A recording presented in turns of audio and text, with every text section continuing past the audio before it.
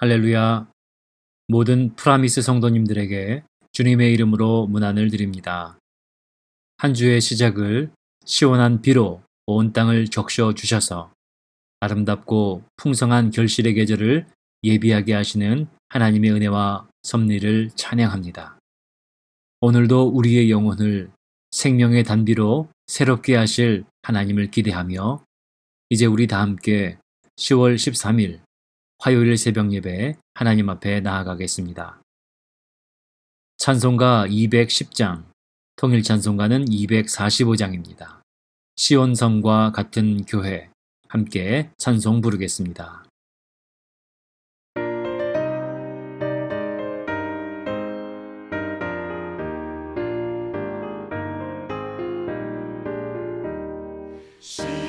시온성과 같은 교회 그의 영광 한없다. 허락하신 말씀대로 주가 친히 세웠다. 반석 위에 세운 교회 흔들 자가 누구랴. 모든 원수의 원사도 아무 근심 없도다. 생명샘이 솟아나와 모든 성도 마시니 언제든지 흘러넘쳐 부족함이 없도다. 이런 물이 흘러가니 목마를 자 누구랴. 주의 은혜 풍족하여 넘치고도 넘친다.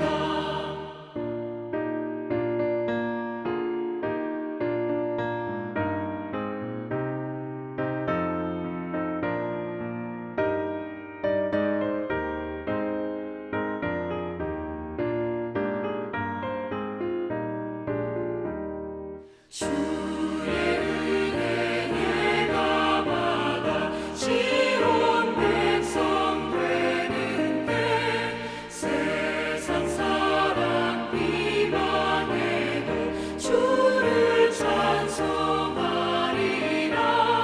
세상 얻은 모든 영광 아침 안개 같으나 주의 자녀 받을 복은 영원 무궁하도다.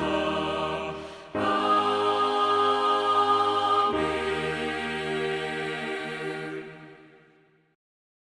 하나님께서 오늘 우리에게 주시는 생명의 말씀은 고린도 후서 13장 1절에서 마지막 13절까지 말씀이 되겠습니다.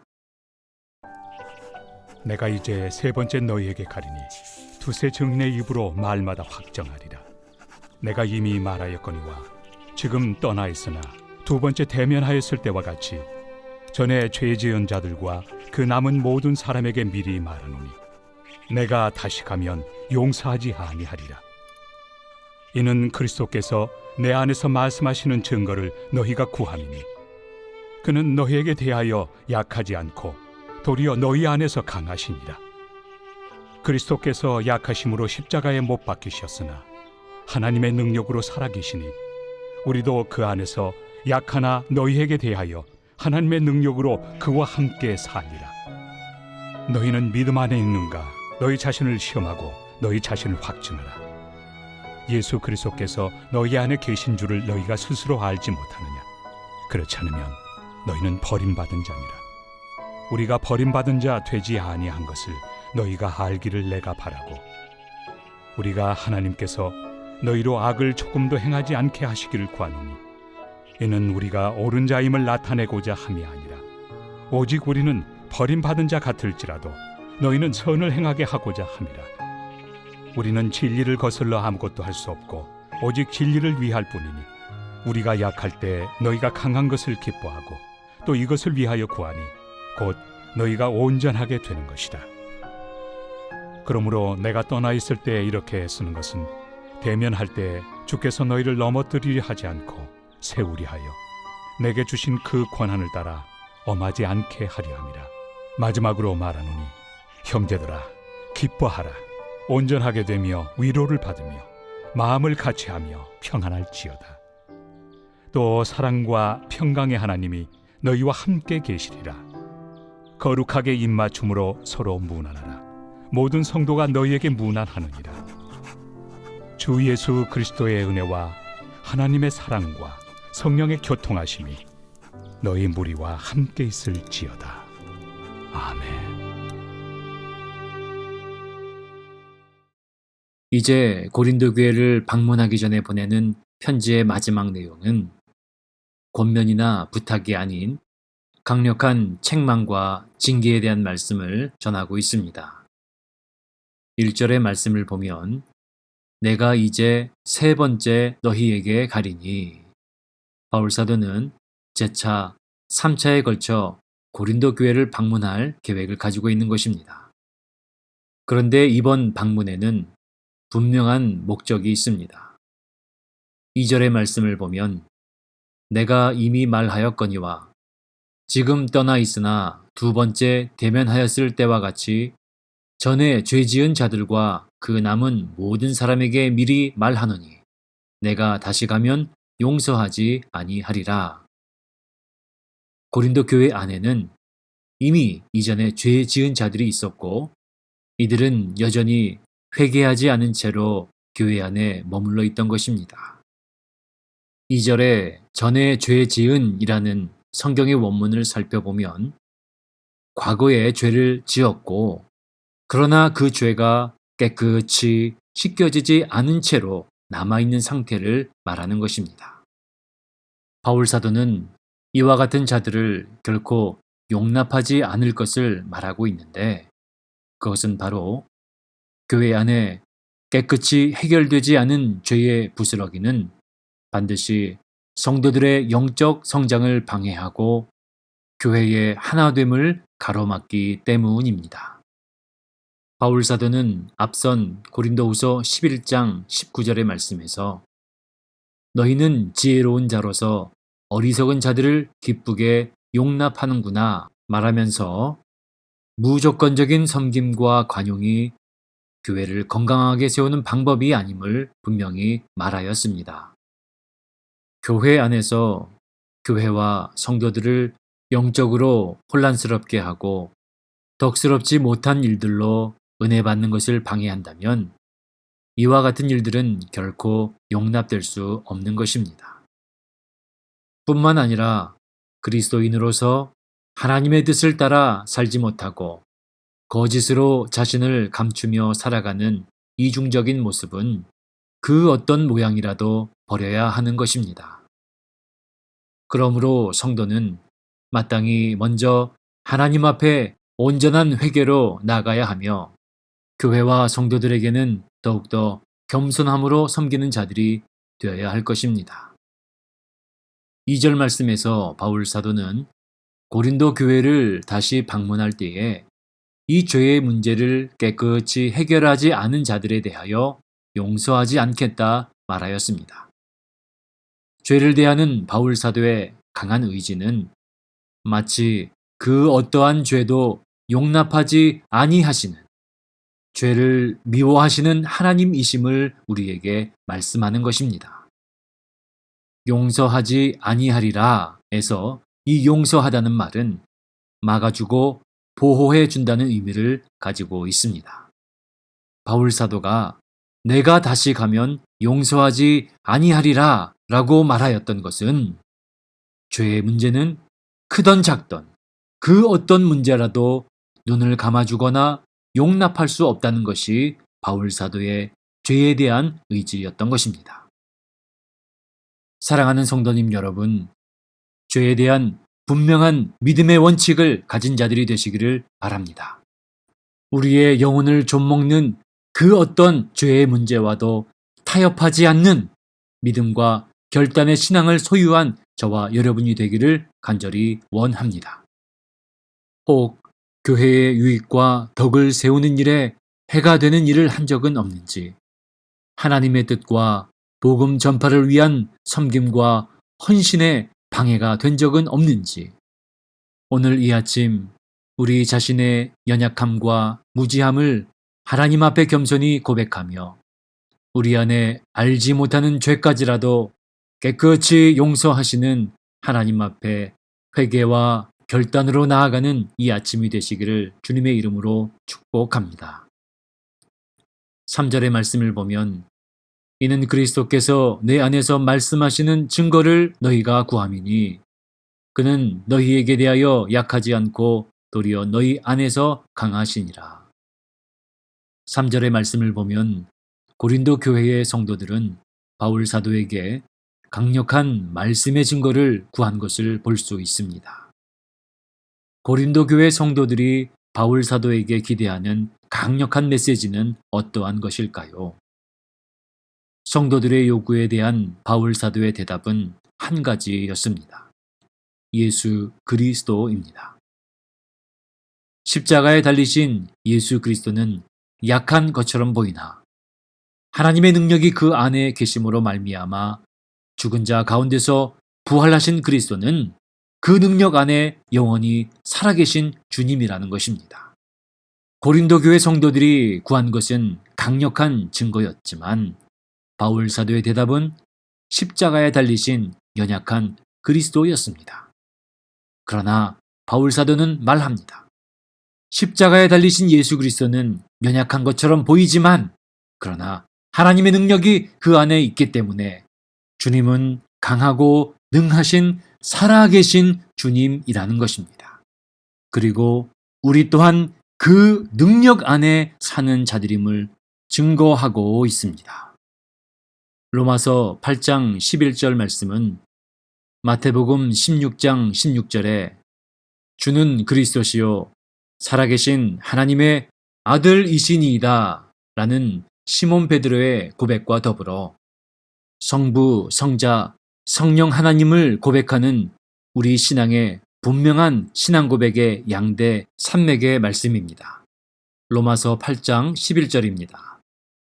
예수를 죽은 자 가운데서 살리신 이의 영이 너희 안에 거하시면 그리스도 예수를 죽은 자 가운데서 살리신 이가 너희 안에 거하시는 그의 영으로 말미암아 너희 죽을 몸도 살리시리라. 할렐루야. 사랑하는 새벽자단의 성도님 여러분, 이 분명한 신앙 고백 위에 사는 자들이 되시기를 축복합니다. 우리 안에 거하시는 그 능력으로 날마다 일어서는 저와 여러분의 삶이 되기를 원합니다. 이제 바울 사도는 강력한 증거를 구하였던 고린도 교회 성도들에게 오히려 너희의 믿음의 증거를 확증하라 말합니다. 5절 말씀입니다. 너희는 믿음 안에 있는가 너희 자신을 시험하고 너희 자신을 확증하라. 예수 그리스도께서 너희 안에 계신 줄을 너희가 스스로 알지 못하느냐. 그렇지 않으면 너희는 버림받은 자니라. 바울 사도는 말합니다. 고린도 교회 성도들이여, 여러분 안에 주님께서 살아계심을 믿습니까? 그리스도 예수께서 우리 가운데 계심을 믿습니까? 사랑하는 모든 프라미스 성도님 여러분, 우리는 이 질문에 분명한 믿음과 확신으로 대답할 수 있는 사람이 되어야 합니다. 예, 그렇습니다. 나는 부활하신 그리스도의 영이 내 안에 계심을 분명히 믿습니다. 주는 그리스도시며 살아계신 하나님의 아들이십니다. 예수를 죽은 자 가운데서 살리신 이의 영이 내 안에 거하시면 그리스도 예수를 죽은 자 가운데서 살리신 이가 내 안에 거하시는 그의 영으로 말미암아 나의 죽을 몸도 살리시리라. 나는 오늘도 이 믿음과 이 능력으로 삽니다. 오늘도 함께 하시는 모든 예배자들을 축복합니다. 저와 여러분이 이 분명한 신앙 고백 위에서 하나님의 능력으로, 말씀의 능력으로 오늘 하루도 승리하게 되시기를 축복합니다. 또한 우리는 바울 사도가 고린도 교회 성도들을 향해 너희가 믿음 안에 있는가 너희 자신을 시험하라 말씀한 것 같이 매일의 삶에 찾아오는 믿음의 시험과 도전 앞에서 치열한 영적 싸움의 승리자들로 굳게 서야 합니다. 6절의 말씀을 살펴보면 우리가 버림받은 자 되지 아니한 것을 너희가 알기를 내가 바라고, 바울 사도는 자신을 포함한 사도들이 결코 버림받은 자가 아님을 말하고 있습니다. 이것은 바울 사도가 복음 사역 중에 많은 환난과 핍박을 당하였기 때문일 것입니다. 이들이 당한 고난과 핍박이 마치 아무 능력이 없는 버림받은 자로 보였기 때문입니다. 그러나 우리는 이것이 그리스도인을 바라보는 세상의 눈인 것을 알아야 합니다. 주를 위하여 사는 그리스도인은 세상의 눈으로 볼 때에 그리 성공하거나 높아 보이는 자가 아닙니다. 오히려 실패자요, 무능한 자로 보일 때가 많습니다. 그러나 바울 사도는 이것에 대해서 분명히 말씀하고 있습니다. 우리는 버림받은 것이 아니다. 그렇습니다. 그리스도인은 세상의 평가와 눈높이를 쫓아 사는 사람들이 아닙니다.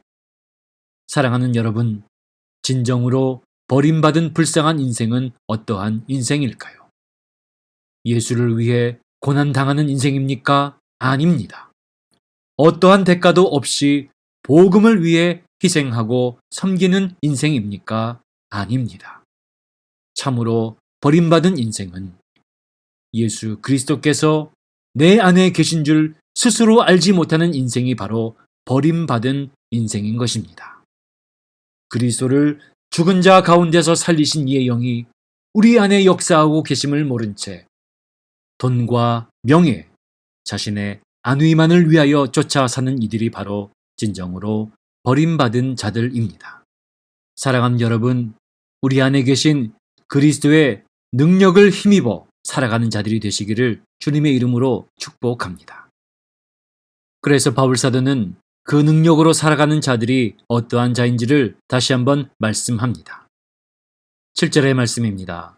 우리가 하나님께서 너희로 악을 조금도 행하지 않게 하시기를 구하노니 이는 우리가 옳은 자임을 나타내고자 함이 아니라 오직 우리는 버림받은 자 같을지라도 너희는 선을 행하게 하고자 함이라. 우리가 버림받은 자 같을지라도 선을 행하기 원한다. 믿음의 사람은 어떤 고난과 시련이 와도 그리스도께서 내 안에 함께 계심을 믿고 그리스도의 사랑으로 그 능력으로 섬기며 살아가는 자가 그리스도인이 되는 것입니다. 그래서 여러분, 오늘 이 하루도 섬기며 살아가는 하루가 되기를 원합니다. 내 안에 그리스도께서 함께 계심으로 우리는 그 능력으로 세상을 섬기며 살아갈 수 있는 것입니다. 이제 마지막으로 바울 사도는 고린도 교회를 방문하기 전 그가 강한 책망과 징계로 교훈한 것이 사실은 이 고린도 교회를 더욱더 온전하게 회복시키고 든든히 믿음으로 세우기 위한 마음에서 나온 것임을 전하고 있습니다. 10절의 말씀입니다. 그러므로 내가 떠나 있을 때에 이렇게 쓰는 것은 대면할 때에 주께서 너희를 넘어뜨리려 하지 않고 세우려 하여 내게 주신 그 권한을 따라 엄하지 않게 하려 함이라. 바울 사도의 이 마음은 교회와 성도를 끝까지 사랑하시는 우리 주님의 마음인 것을 알 수 있습니다. 요한계시록 3장 19절의 말씀은 라오디게아 교회를 향한 주님의 말씀입니다. 물은 내가 사랑하는 자를 책망하여 징계하노니 그러므로 내가 열심을 내라 회개하라.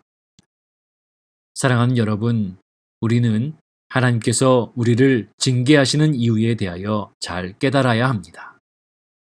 하나님께서 우리를 징계하시는 이유는 먼저는 우리를 사랑하시기 때문입니다. 하나님의 징계는 사랑의 회초리인 것을 기억하십시오. 사랑과 관심이 없으면 회초리를 들 이유도 없는 것입니다. 하나님의 최고의 관심은 우리 한 사람 한 사람의 영혼이며 하나님께서는 그 영혼을 너무나 사랑하시는 하나님이라는 것입니다. 두 번째로 하나님께서 우리를 징계하시는 이유는 하나님이 우리를 자녀 삼으셨기 때문입니다.